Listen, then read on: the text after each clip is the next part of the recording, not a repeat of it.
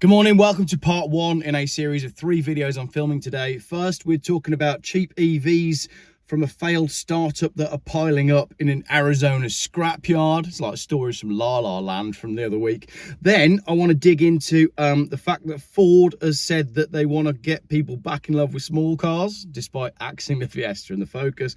And finally, we'll have a little look at the new electric Lotus Elise that nobody asked for. So first up, cheap EVs from failed startup are piling up in an Arizona scrapyard. Just outside of Gilbert, Arizona is a scrapyard that's accumulating tons of a single strange type of vehicle. Videos of the pile of 3-wheeled EVs, link in the comments, are circulating the internet, igniting speculation and rumours about why they're being destroyed. But the reality is very simple. They started breaking and couldn't be fixed. So there was only one thing to do with them: scrap them. Right, for context, let me show you what these are. It's these, right? So it's a startup company that launched electric 3-wheelers called the Solo, and then that one is the Solo Cargo. See how much space you've got for storing stuff in the back of that. And the idea was pretty good, because I do firmly believe that the EV thing works if they're small, economical, cheap, and local. But this one didn't work out, because let's carry on with the article. You're looking at the remains of dozens of Electromechanica Solo EVs, a 3-wheeled commuter produced from 2018 to 2023.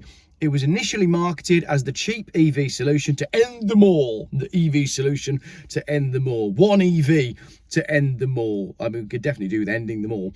The Solo's appeal was severely limited by its price of $18,000 for a single seat cabin. So basically with this, you're getting everything that you get with a moped apart from the affordable price.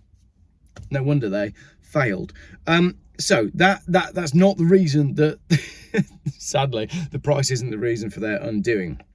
In August of 2022, Electromechanica received a complaint from a customer that their Solo had lost propulsion while driving, so it's just stopped. More reports then followed in September, leading the company's engineering team to try and diagnose the issue. They worked out that a defect in the motor controller and inverter, or the battery controller, may cause the electric motor to shut down. So they worked out what was causing it, but they never worked out how to fix it. The problem was escalated to Electromechanica's executive team, which in February 2023 initiated a recall for almost every vehicle sold to customers in the USA, totaling 428 vehicles. So it's kind of astonishing that they were able to sell 428 of these at $18,000 a pop, when you can buy a moped for a lot less than that. While the recall documents suggest the company hoped to find a fix, the fix never manifested. And in April, the company notified customers it would be buying back all affected vehicles. And since then, Electromechanica was purchased by the electric company XOS, XOS, which showed no interest in repairing the Solos to resell them. Instead, it's just scrapped them all. With an employee at the junkyard told a visitor that he had to be supervised to verify the Solo's destruction. So it was basically cheaper to write them all off than do anything else. So there's some questions about investment here as well, because this startup must have been financed from somewhere, and those people must have missed out. So again, the electric dream, it hasn't worked out. And this is the thing, right? This is the electric dream not working out in the context of a vehicle that the electric dream actually works for, i.e. cheap, affordable transport for the masses. Hasn't worked.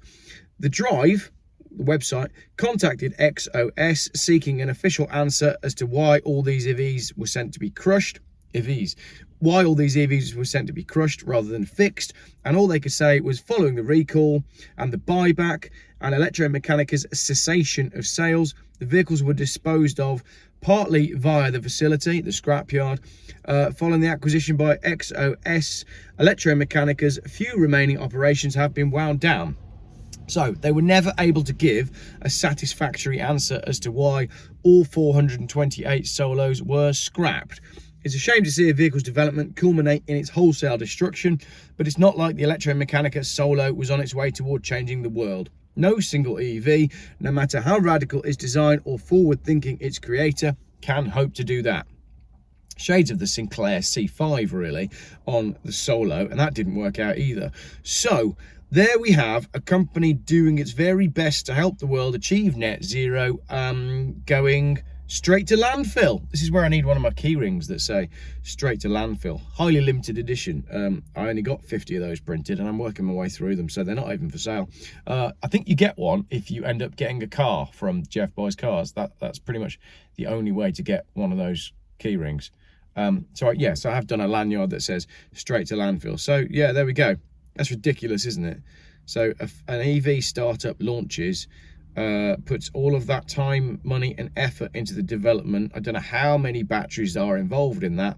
And within 5 years, every single one of them is in landfill. Cool, that was a fun video. Thanks for watching.